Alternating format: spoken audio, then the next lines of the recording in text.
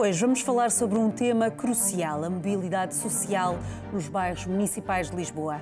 Quando falamos em elevador social, referimos-nos à possibilidade de uma pessoa ou família melhorar a sua condição socioeconómica ao longo da vida ou entre gerações. Nos bairros municipais de Lisboa, esse elevador social está a funcionar ou está parado? Como podemos garantir que a habitação pública seja um trampolim para a ascensão social e não um fator de segregação? Bem-vindos ao Uma Casa, um Futuro, uma série de debates sobre os desafios e oportunidades da habitação pública. Para nos ajudar a responder estas questões, temos connosco Ruth Xavier, professora da Universidade Católica, e Micaela Andrade, da Direção de Intervenção Local da Gebalis. Bem-vindas. Ruth, o estudo Os Filhos do Bairro, que desenvolveu e apresentou em 2023, analisa a realidade dos moradores dos bairros municipais de Lisboa. Quais foram as principais conclusões do seu estudo sobre a mobilidade social? Existem sinais de ascensão ou há um padrão de permanência ao longo das gerações? Muito boa tarde, muito obrigada pelo convite à Gebalis e a todos. O que nós notámos no estudo teve a ver com uma diferença em termos de vivência das pessoas nos bairros. Nós queríamos perceber até que ponto é que havia este elevador social, é que havia uma mudança na vida das pessoas, até que ponto os bairros tinham contribuído de alguma forma, de uma forma positiva ou não, para a vivência das pessoas, e a forma que encontramos para o fazer, com a discussão com a Gebalis, como é que poderíamos abordar este estudo, era perceber como é que nós conseguíamos avaliar as pessoas que tinham entrado naquelas casas, que tinham tido algum apoio municipal e entrado naquelas casas, e depois como é que estava a evolução, e a melhor forma é ver como é que tinha sido a sua vida e a vida dos seus filhos. Notámos uma diferença grande em termos de nível de escolaridade entre as duas gerações, o que é normal para o resto da população de Lisboa, para o resto da população portuguesa. Mas foi por demais evidente aqui nestes bairros em que encontramos as pessoas que integraram estas casas há 20, 30 anos atrás, eram pessoas que tinham uma média baixa escolaridade, 5% das pessoas tinham o ensino superior, 50% e muitas por cento das pessoas tinham o ensino secundário, e o que vemos é que os seus filhos maiores de idade, e portanto, quando estamos a falar de filhos maiores de idade, estamos ainda a subvalorizar estes valores, porque os maiores ainda podem estar entre os 18 e os 20 e poucos anos e, portanto, ainda não tiveram tempo para fazer o ensino superior, mas mesmo assim o que vemos é que já temos cerca de uma progressão imensa. Nós temos 17% das pessoas dos filhos com o ensino superior, 50% e muitos por cento já com o ensino secundário já completo. E com isto vemos também, e a forma que encontramos para medir, ou para analisar, para avaliar este elevador social, teve muito a ver. Então vamos ver o que é que estes filhos estão a fazer, o que é que, se estão a morar no bairro, se estão a trabalhar no bairro. E o que percebemos foi claramente que esta segunda geração do bairro estava a ter uma vida perfeitamente integrada em toda a sociedade, não estavam necessariamente a trabalhar no bairro, estavam a trabalhar em toda a cidade, tinham casa própria fora do bairro. Casa própria não é exatamente de alguém que tem dificuldades, que tem tantas dificuldades financeiras como a média das pessoas. Também 20 e qualquer coisa por cento das pessoas estavam a arrendar casa fora do bairro, com os valores de rendas que atualmente existem, portanto, estavam já fora do bairro, e havia uma percentagem muito pequena que ainda permanecia dentro do bairro. Claro que havia uma percentagem um bocadinho maior que ainda vivia em casa dos pais, mas exatamente por este fenómeno de já serem maiores, mas como qualquer família lisboeta ou família portuguesa, ainda estavam a morar em casa dos pais, porque seria normal da idade que tinham. Portanto, toda esta mobilidade nos fez sentir que realmente as pessoas tiveram uma oportunidade, foi-lhes dado um apoio em termos de habitação municipal aos pais, que fez com que o nível de vida, em termos de educação, em termos de trabalho, de uma segunda geração viesse a melhorar. Mas ainda não referi, até o próprio tipo de trabalho, as pessoas, a segunda geração, já estava cerca de 70% a trabalhar por conta de outra ou por conta própria, portanto, perfeitamente integrados na sociedade. Indicadores muito positivos. Indicadores muito positivos para uma segunda geração. Micaela, a Gebalis é a empresa municipal responsável pela gestão de habitação pública e dos bairros sociais em Lisboa. Com esse trabalho em mãos, Quais são os principais fatores que determinam se uma família consegue ou não subir na escala social? Muito boa tarde. Antes de mais, agradeço o convite e a oportunidade de falar não só do trabalho realizado pela Gebalis ao longo destes 30 anos de existência, mas também refletir aqui um bocadinho em conjunto com o professor Ruth Xavier sobre as conclusões do estudo dos filhos do bairro. Na verdade, a nossa dimensão, Gebalis, uma empresa municipal sob tutela da Câmara Municipal de Lisboa, faz a gestão de 23 mil habitações. Estamos a falar em cerca de 64 mil residentes, praticamente 15% da cidade de Lisboa. Portanto, somos um grande arrendatário no país e, portanto, para nós é muito importante estes estudos no sentido de percebermos onde é que nos situamos, para onde é que queremos ir e ter esta perspectiva estratégica de para onde direcionar a nossa intervenção. Efetivamente, quando uma família recebe uma chave de uma casa, não é verdade, começa aí a relação contratual entre a Gebalis e o inquilino municipal. E a nossa missão de Gebalis não é só única e simplesmente a gestão social, financeira e patrimonial das frações, dos edifícios, mas também esta missão estratégica de promover o desenvolvimento dos territórios, promover o alavancar das comunidades, que seja uma estratégia integrada na cidade de Lisboa. E é muito este o nosso trabalho. Na verdade, estes dados permitem-nos, de facto, perceber como é que estamos neste momento, olhar o passado, corrigir, de facto, aquilo que o processo de realojamento possibilitou ou não contribuiu de tal forma para possa ter ainda aqui algumas barreiras financeiras das famílias, algumas dificuldades financeiras, mas efetivamente perspectivar o futuro. E a partir do momento que nós estabelecemos esta relação contratual com o município, começa aí toda uma relação de proximidade. Nós temos 10 gabinetes espalhados pela cidade de Lisboa, temos de facto uma gestão de proximidade, a família assim que recebe uma casa é visitada pelos técnicos. Para quê? Para perceber, para o integrar dentro das relações de vizinhança, para o integrar no lote, para o integrar na comunidade, para perceber o que é que pode esperar dos serviços e da comunidade em geral e para fazermos logo um diagnóstico de eventuais necessidades. E será que estamos a criar as condições certas para que os jovens dos bairros sociais tenham as mesmas oportunidades que os jovens de outras áreas da cidade? Existe uma grande aposta da empresa e do município neste trabalho que é direcionado para vários públicos. Na verdade, nós temos estes 64 mil residentes que estão sob a gestão que residem em bairros de habitação municipal. Nós temos que perspectivar a nossa intervenção para vários públicos. E nós temos projetos de intervenção comunitária direcionados não só à comunidade em geral, mas os jovens são, de facto, uma grande prioridade.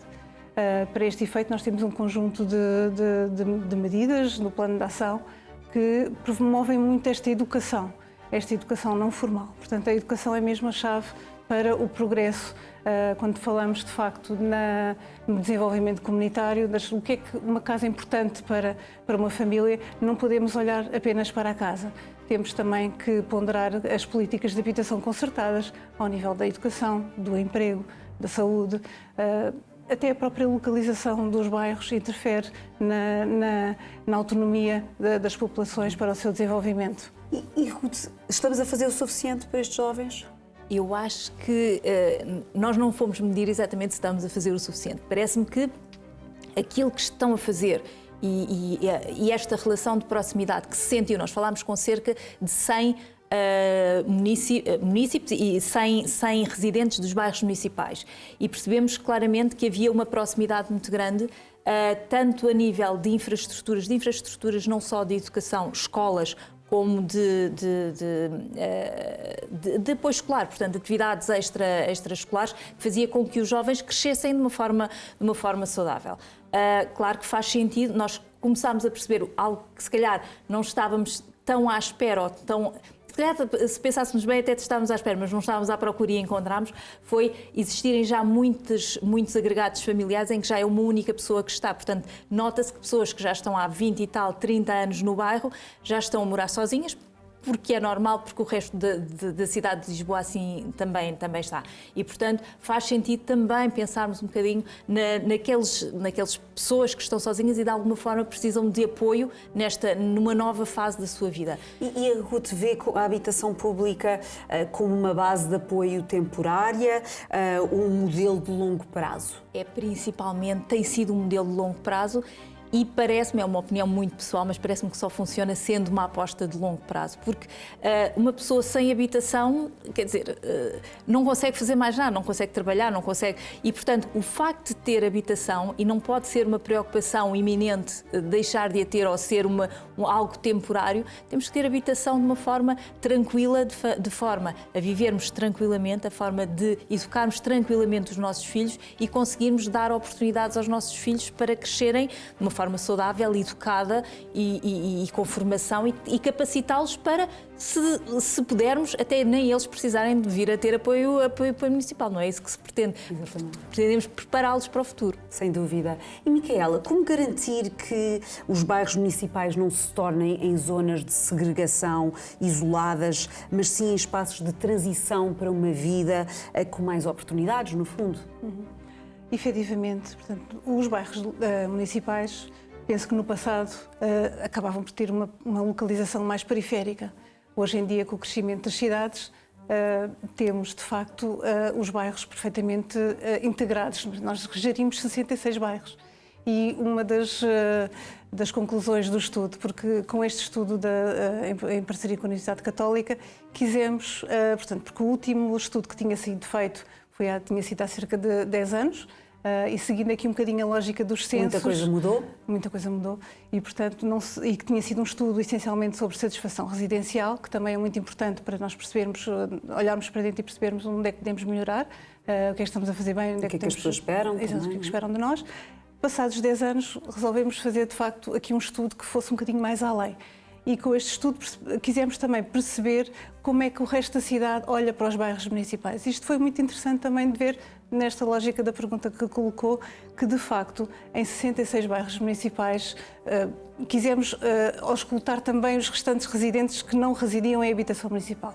E uma das conclusões muito interessantes também que retiramos deste estudo é que de facto há muitas pessoas que não percebem, não têm a percepção que residem perto de um bairro municipal. Isto é um dado muito importante de perceber, é que, e vai muito ao encontro da nossa missão, que é de facto que estes bairros municipais façam parte da cidade, parte estruturante, integrante da cidade. E isto acontece, portanto, hoje em dia também com o crescimento, não só com o crescimento da cidade, mas também com trabalharmos diariamente para que de facto os bairros tenham não só os edifícios um trabalho cuidado, daí o grande investimento do município também em obras de requalificação, mas também um grande programa que nós temos também desenvolvemos em parceria com os residentes, que é o programa Lotes Convida, que é um programa estratégico para a empresa, porque vai ao encontro da nossa missão, que é trabalhar com as populações, com os residentes, naquilo que é a gestão do lote. Não é verdade? Há aqui sim uma cogovernação. Portanto, é tentar perceber com os residentes o que é que eles gostariam de melhorar e o que é que nós, entidade gestora, podemos contribuir. Fazer. E, de facto, há aqui sim este cuidado, não só com o lote, mas também vamos muito além. Em alguns territórios temos projetos muito interessantes no sentido de trabalhar o espaço público,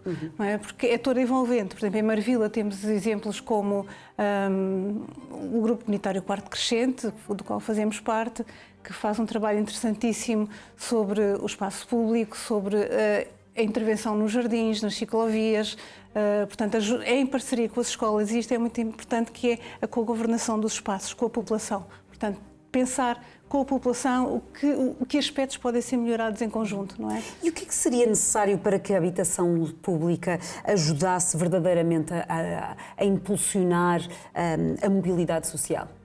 Eu penso que a habitação é, de facto, um dos patamares mais importantes da vida de uma família. Sem uma habitação, de facto, tudo o resto fica muito condicionado. No entanto, deve haver de facto assim, o grande investimento em políticas concertadas ao nível da educação, ao nível do emprego, ao nível da saúde. Portanto, tudo isto pensado em conjunto acaba por alavancar e esta metáfora do elevador social acaba por, de facto, tornar efetiva uma política de habitação consistente. Ruth, quer acrescentar alguma coisa a esta ideia? E acrescentar ao que a Micaela estava a reforçar relativamente à percepção dos moradores, dos lisboetas, chamámos-lhes lisboetas, apesar dos moradores de bairros municipais também serem lisboetas. Qual era a percepção que tinham relativamente aos bairros municipais? Quase 80% já sabiam o que era e conheciam. E um dado muito interessante foi, então, e mora perto de um bairro municipal. Ora, 40 e muitos, perto de 50% deles, dos moradores de Lisboa, disseram que não moravam ao perto de um bairro municipal. Mas afinal moravam. É impossível, ou seja, é impossível, dada a quantidade de bairros, a quantidade de habitação, haver mais cerca de 50% das pessoas que diziam que não moravam perto de um bairro. O que se pode ser interpretado de duas formas. Ou seja, nossa primeira hipótese é as pessoas não querem admitir que moram perto de um bairro municipal, podia ser uma razão. Mas a pergunta que fizemos a seguir teve a ver com, então, e diga-nos um bairro municipal que conheçam. E as pessoas não nos conseguiram identificar um bairro municipal.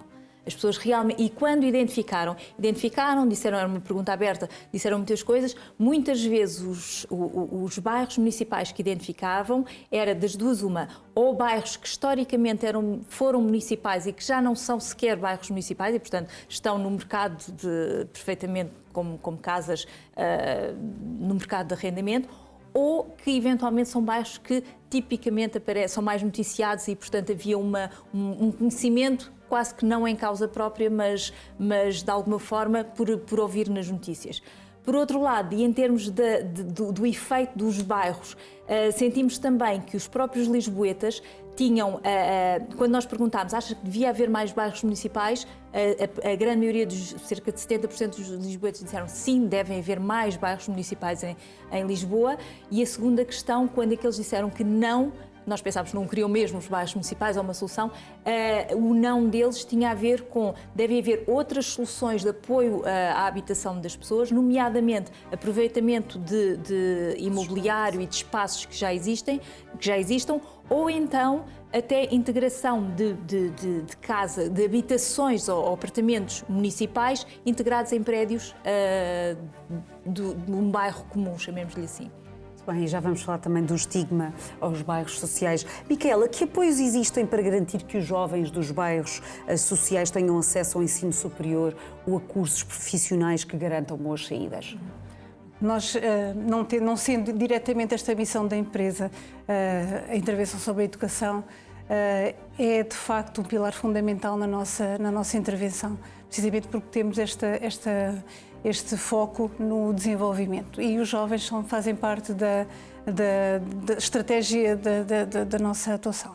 Temos diversos programas, como por exemplo o Community Champions League, que é um projeto desenvolvido em parceria com a Fundação Benfica, que é muito treino de competências pessoais e sociais.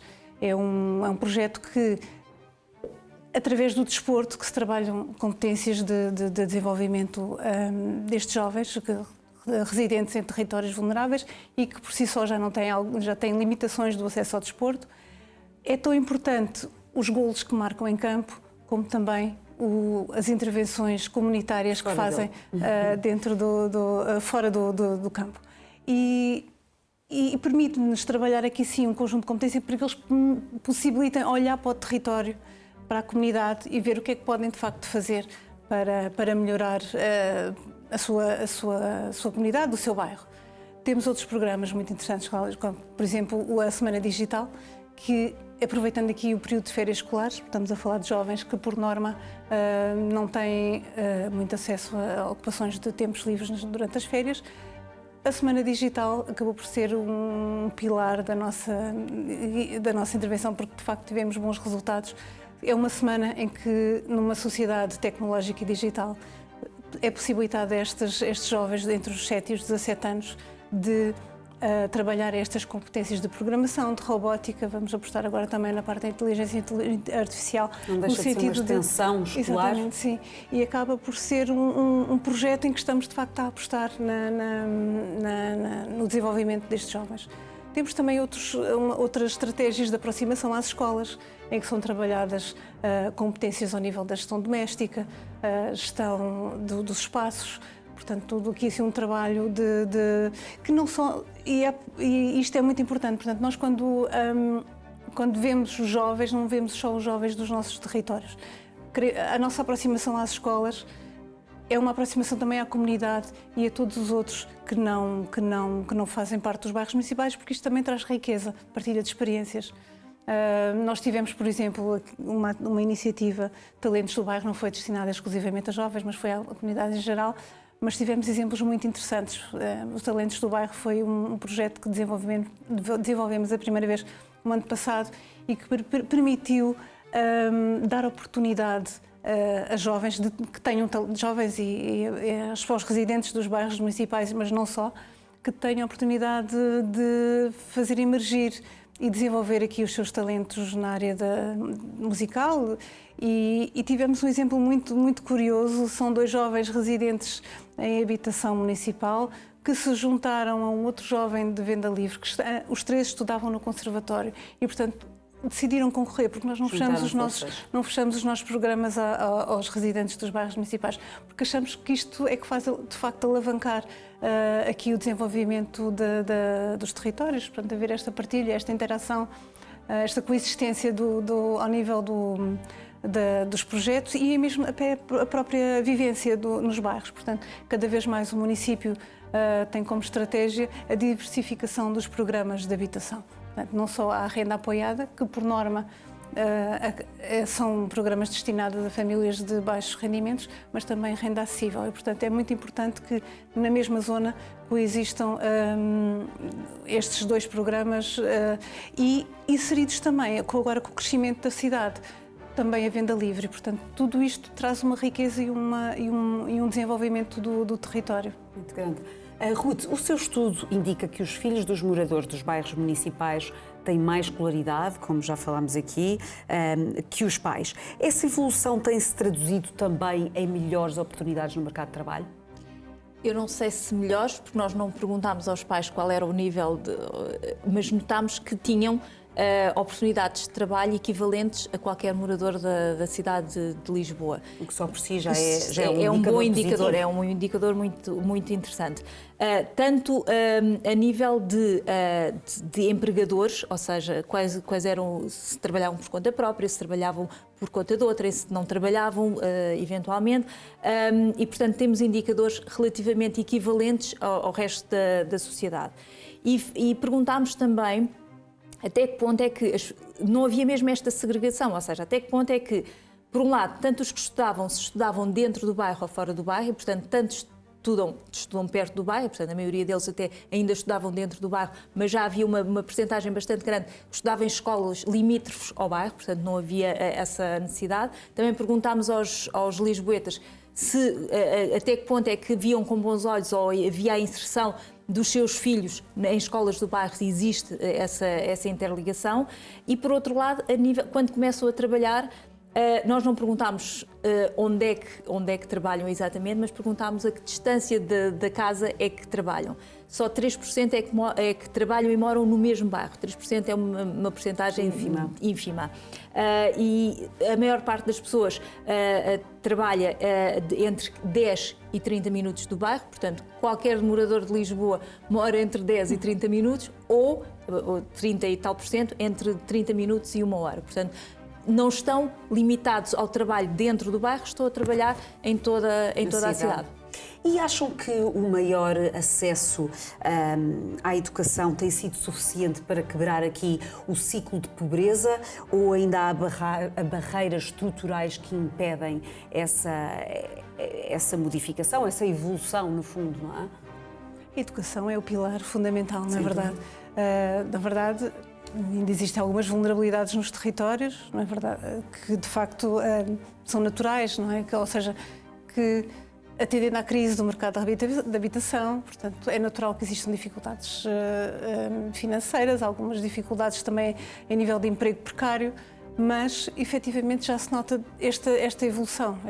Nós percebemos que há nestes 23 mil famílias, há muitos moradores que de facto trabalham, que saem de manhã e que nós, inclusivamente, acabamos por não ter muito contacto com eles porque têm uma vida perfeitamente organizada em termos das suas rotinas. A propósito desta dinâmica de trabalho, promovemos o ano passado um reconhecimento simbólico a algumas das profissões que de facto trabalham, que apanham este primeiro autocarro da manhã. E fizemos uma exposição fotográfica, fizemos também a recolha de alguns testemunhos, porque de facto há uma grande percentagem de famílias a quem não conseguimos chegar, a não ser por esta via de algumas iniciativas para prestar este reconhecimento simbólico. E são de facto pessoas que trabalham, que são a base do sustento da economia, não é? Aqui da cidade de Lisboa também.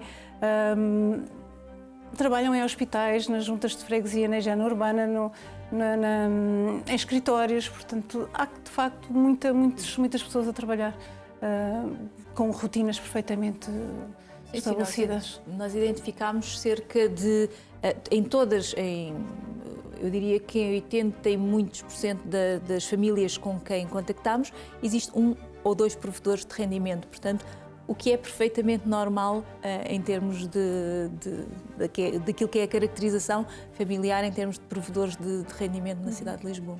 E, Ruth, o simples facto de se viver num bairro municipal pode ser um entrave no acesso a certas oportunidades. Como é que este estigma ainda se reflete na vida das pessoas? Eu acho que cada vez menos, e com os indicadores de que as pessoas não se apercebem que estão no bairro municipal ou que os outros não percebem que as pessoas estão no bairro municipal, menos ainda. Portanto, as pessoas não têm necessariamente no seu cartão de... Ainda bem, e obviamente que não têm, no seu cartão de identificação que moram num bairro municipal. Portanto, quando fazem um acesso a uma escola, quando fazem acesso a uma universidade, quando fazem um acesso a um emprego, são pessoas que se apresentam, porque têm habitação, têm condições de vida, chegam e apresentam-se e concorrem de uma forma tendencialmente com as mesmas oportunidades que outras pessoas nesses bairros. Micaela, o que é que tem sido feito para combater esta discriminação e mudar a percepção da sociedade em relação a estes bairros? Eu, pegando um bocadinho no seguimento do que a Ruth estava a dizer, e muitíssimo bem, hoje em dia temos os bairros municipais na cidade de Lisboa. Aliás, ainda esta semana saiu uma notícia bastante interessante que revela que os preços das casas em Marvila, sendo que Marvila estamos a falar de onde existe a maior predominância de habitação pública, nem digo só das Gebalis, mas também existe do Iru. E, portanto, aqui há uns anos,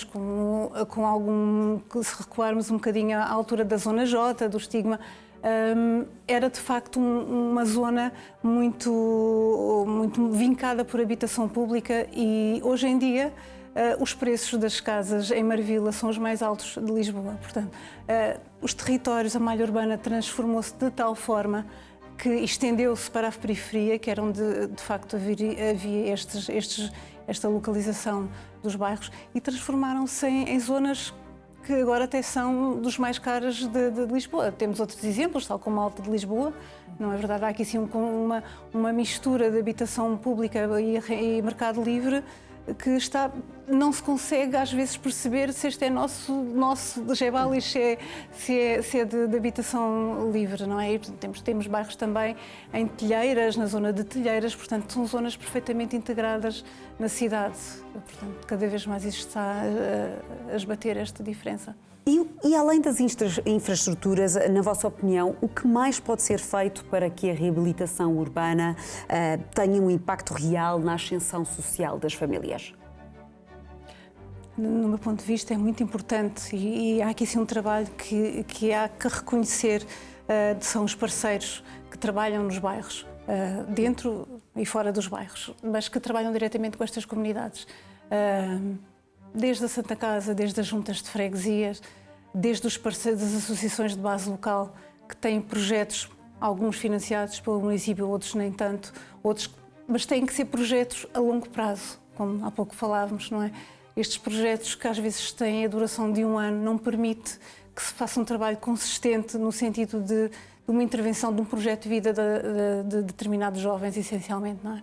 E eu acho que, desculpa, tem havido um fator diferenciador marcante e que faz toda a diferença no maior ou menor sucesso e que a Gebalis tem feito de uma forma fantástica, que tem a ver com a proximidade. Ou seja, os projetos não funcionam se forem implementados no território e houver um afastamento. E a Gebalis, pelo que nós, neste tempo que tivemos a trabalhar, tanto com os moradores como com a própria Gebalis, percebemos que há uma proximidade muito grande. Portanto, esta proximidade, qualquer que seja o projeto e a infraestrutura que se crie, tem que haver sempre uma proximidade para permitir a continuidade do projeto. Não é só fazer-se uma casa, pôr lá as pessoas e retirarmos, porque a casa esbate-se. Ou seja, há uma necessidade de continuação, de acompanhamento, tanto das infraestruturas, desde os elevadores, desde das coisas mais pequeninas que dão muito trabalho, mas que fazem toda a diferença no maior sucesso destas políticas públicas de apoio à habitação. Na verdade, só para acrescentar também, na verdade, de facto, tem havido um grande investimento em obra, mas também tem havido um grande investimento na intervenção comunitária. Portanto, a Gebalis está organizada de forma...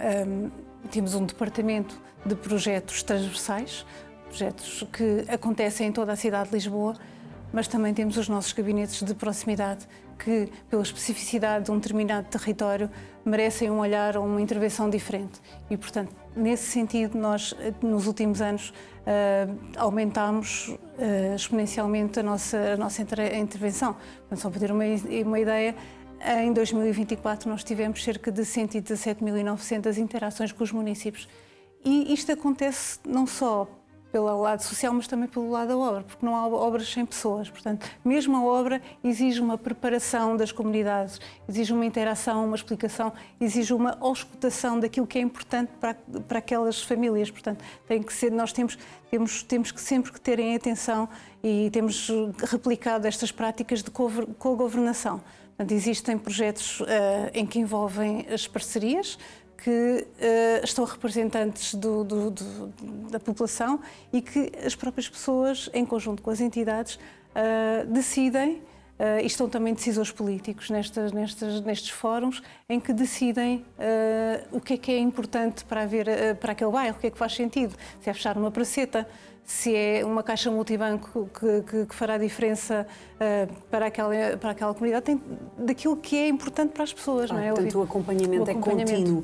Micaela, como é que podem as autarquias, as empresas municipais e o setor privado trabalhar em conjunto para oferecer oportunidades aos moradores dos bairros sociais?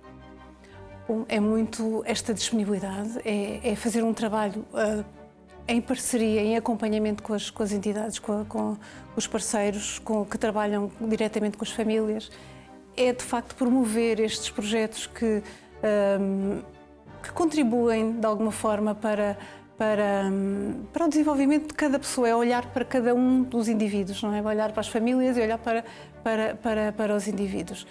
Temos tido, claro que não vamos nunca conseguir chegar a todos, mas conseguirmos chegar a uma percentagem já é suficientemente gratificante, não é? Ruth, que papel podem ter as associações culturais, o desporto e projetos comunitários na criação de novas oportunidades para os jovens?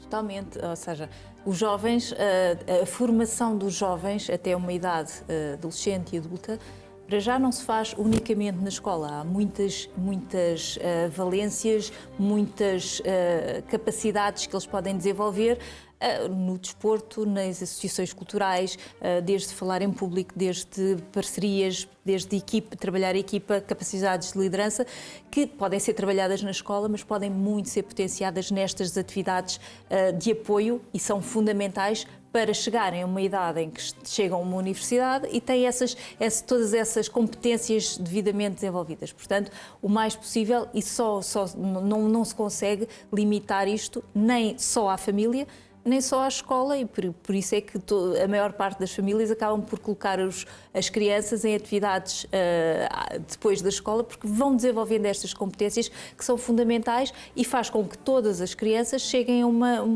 até a nível profissional e já tenham essas competências desenvolvidas.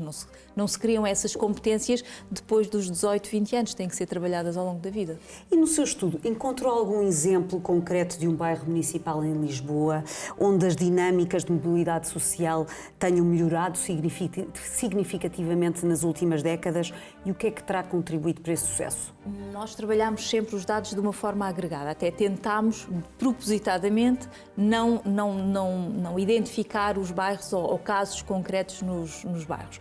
Identificámos sim que havia de uma forma transversal aos bairros esta capacidade de integração com as zonas limítrofes do bairro. Portanto, tanto as crianças dos bairros iam a atividades pré-escolares e até as escolas fora dos bairros, os empregos também iam para fora dos bairros. Portanto, havia sempre uma preocupação, nem era uma preocupação, já era uma consequência. O que já estava instalado não era, de alguma forma, quem morava nos bairros estudava e trabalhava nos bairros, mas uma integração com a sociedade. E, Micaela, voltando aqui ao tema das parcerias público-privadas, que papel é que podem ter estas parcerias na criação de programas de emprego e formação para os moradores dos bairros municipais? Já existem exemplos bem-sucedidos? Sim, sem dúvida. Há muitos parceiros a trabalhar no território, alguns com programas BIP-CIP, que são depois do município, outros que são programas de escolhas. Nós trabalhamos sempre em parceria com estas associações e, portanto, envolvemos sempre estas associações naquilo que são também as nossas ações e as nossas atividades.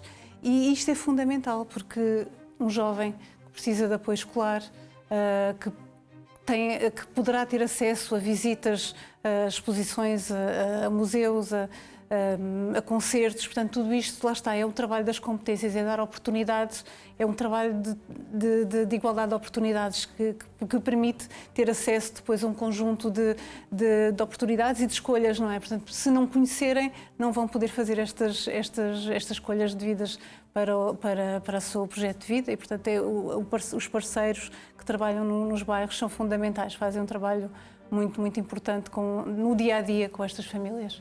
Gostaria que fizessem uma reflexão final e deixo uma pergunta para ambas. Se pudessem mudar uma coisa hoje para melhorar a mobilidade nos bairros sociais em Lisboa, qual seria a vossa prioridade?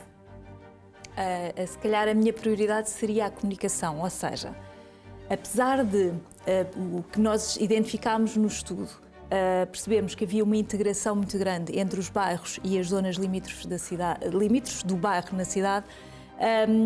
Nós percebemos também, que é a parte não tão positiva do estudo, mas que tem que ser trabalhada, e, portanto, quando me pergunto o que é que pode ser trabalhado, é isso, que tem a ver com a parte boa é que eles não,